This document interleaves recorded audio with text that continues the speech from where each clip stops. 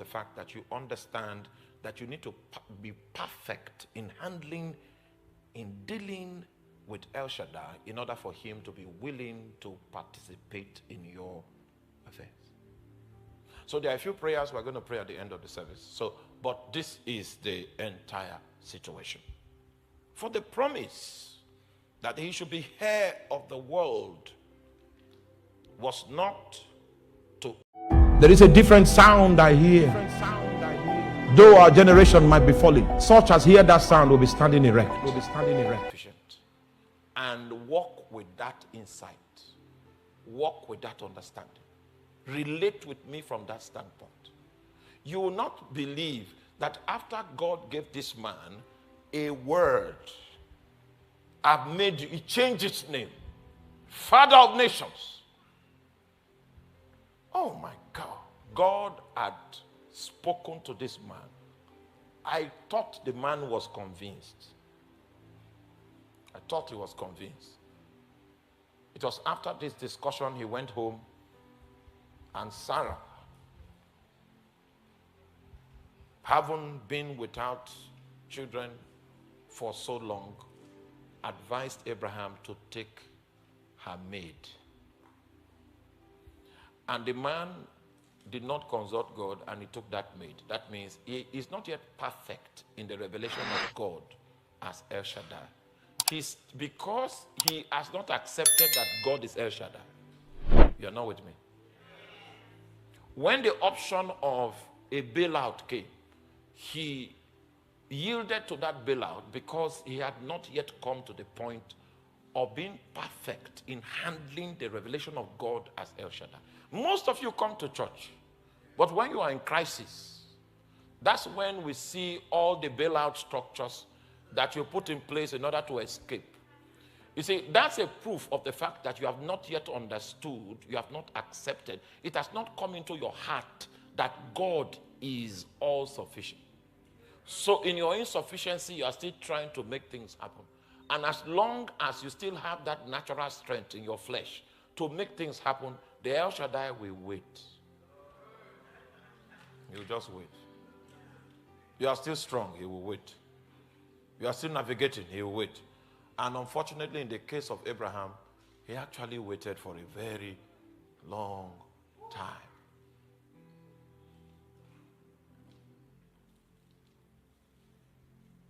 He waited until Abraham lost, his body became dead. In fertility language, he didn't have the ability to produce life. Meanwhile, his wife that had a record of barrenness from her teenage age had entered into menopause. At this time, this man had no natural strength to run around again. All the plan Bs have failed. So he went back to El Shaddai and said, you know, we had a discussion some time ago.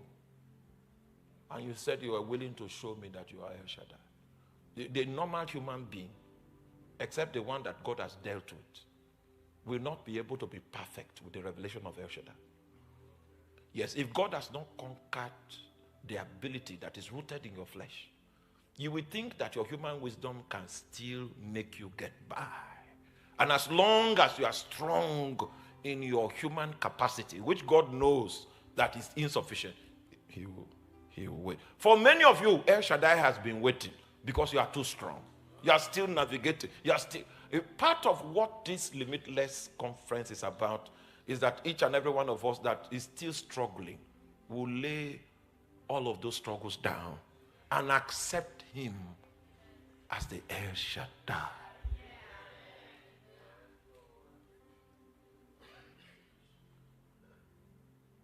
So, the guy went into the maid, produced a strange bloodline. Very strange. The problems of the world today are traced to that guy that showed up in the strength of the flesh. You might say, if you see Ishmael standing and you see Isaac standing, you might say they look alike because you are using human eyes. I would like you to understand that they are not alike. Because one of them came from the will of man. He was produced because the man felt he had the ability to make babies. That the problem is with his wife, but he's still fully energized and capable. It was by the will of man that Ishmael came. Isaac came when he had lost the ability to make babies. He in fertility language, his body was dead. So we have a challenge with the male side. We have always had a challenge with the female side, and then something that the fertility experts cannot explain was made manifest through the intervention of El Shaddai. That was how Isaac was. It was not the will of man. Even if Abraham willed it, it was not possible. It was because of the commitment of El Shaddai. And El Shaddai had to come and speak to Sarah the barren and say, according to the time of life, I will visit you and you shall conceive. The woman, she laughs. Yeah. Even the desires to be with a man has died. So what are we talking about? But it was that word that El Shaddai spoke that was potent enough to quicken her body that was dead. So the child that came out of that arrangement was not a function of the will of man. The child that came out of that arrangement was the function of the integrity of the spoken word of God, the proceeding word of God.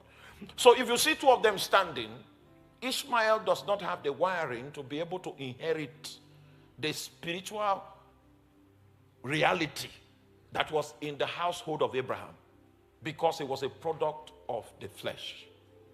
Only Isaac had the wiring to inherit that thing and stay alive.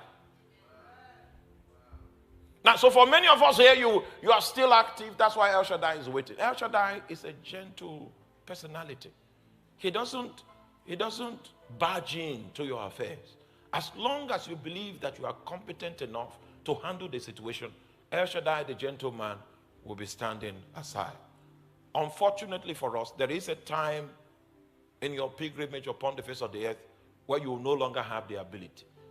That is when most people now recognize the El Shaddai. Just like Abraham. His body became dead.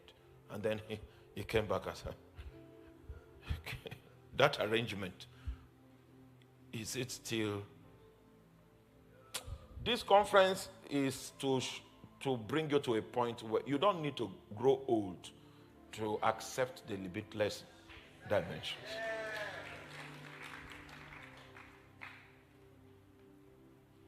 Are you with me? All right, so let me take you on a journey. I'm going to show you a few things about this man. Then I also need to explain. There is a Greek word I need to explain to us. Logizomai. I need to explain that Greek word to us. So you see, what God is trying to contend in the life of this man is barrenness. Barrenness. And the guy felt he could help God. So when the wife brought a suggestion, he produced a seed. And God was still saying that this seed you have produced will not be your hair. Because in this arrangement that you made, El Shaddai was not manifest. There are many things you produce that El Shaddai cannot bless because he was not involved. You are hoping that, okay, because you have produced this, no, he will not sustain it. He will not work with it. Because you will be confused. You will think you are strong. Meanwhile, God created us incapacitated. And that's the reason why we need the El Shaddai.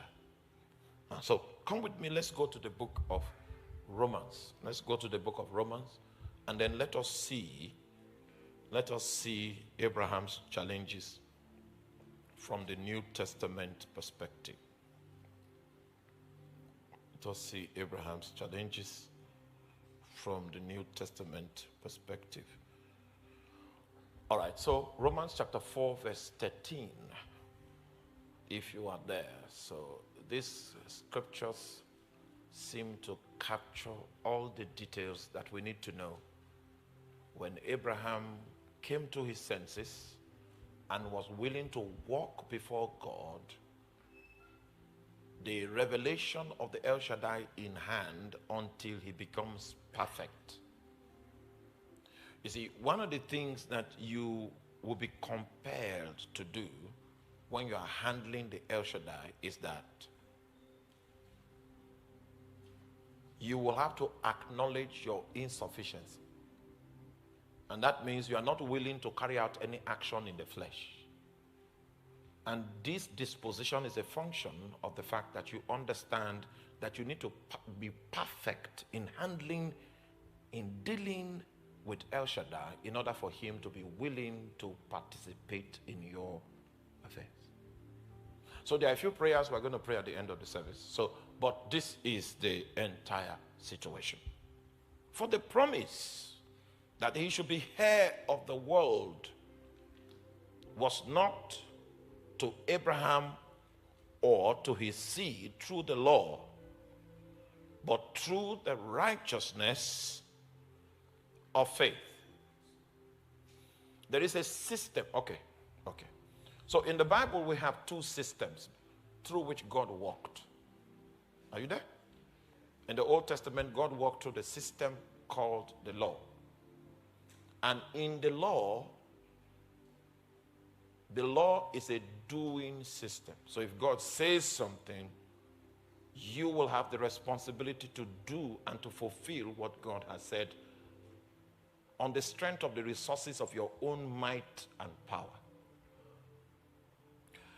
In the New Testament, we have another system, because the failure of the law was that even though the law had the ability to reveal our deficiency, the law did not present a cure for our deficiency. It's just like if you wheel someone with a wheelchair into this place now and everybody is seated, you will not know that the person has a challenge with the legs until I say, can you all stand up? I have made a demand on the congregation. Then suddenly you will now discover that that person doesn't have the capacity to fulfill that demand. Are you there? Now, the law is like a lab test. If I screen your blood in the lab for plasmodium, if I screen your blood in the lab for salmonella, the chemicals can reveal the presence of Plasmodium falciparum, Plasmodium vivax, Plasmodium malariae. The chemicals can reveal it. But that's the best the lab can do. The lab can reveal your sickness, but the lab cannot provide solution to that situation. So that was how the law was. It was like a lab test, a lab report.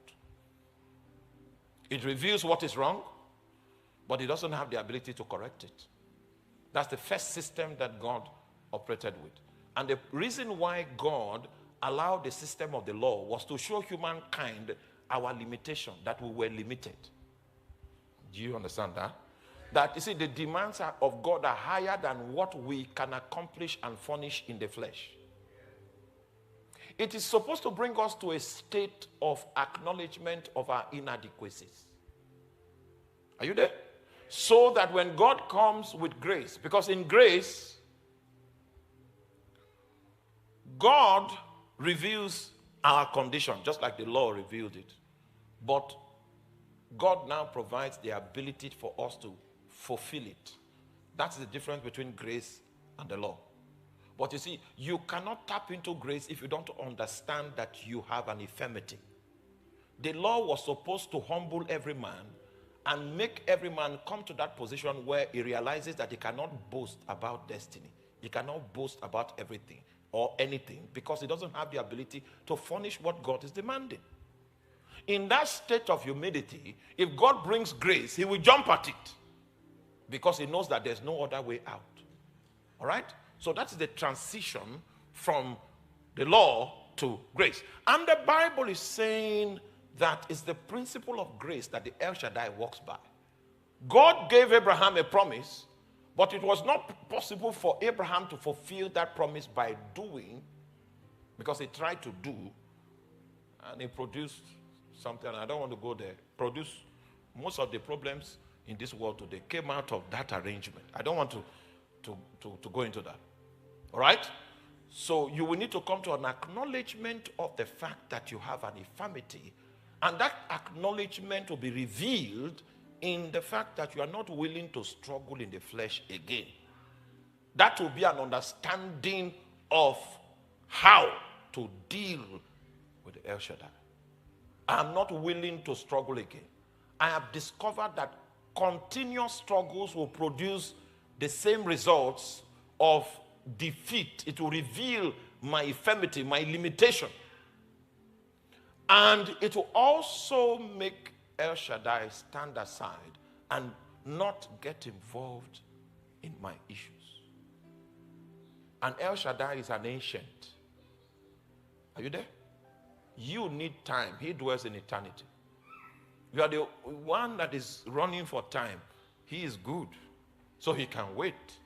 So anyone that decides not to subscribe, that person is not wise enough to know that he doesn't have time, and that God dwells in eternity. And in eternity, time has no authority. So you are the one that loses if you decide not to walk before him and become perfect with the revelation of El Shaddai. My question to you today is, how long are you willing to wait?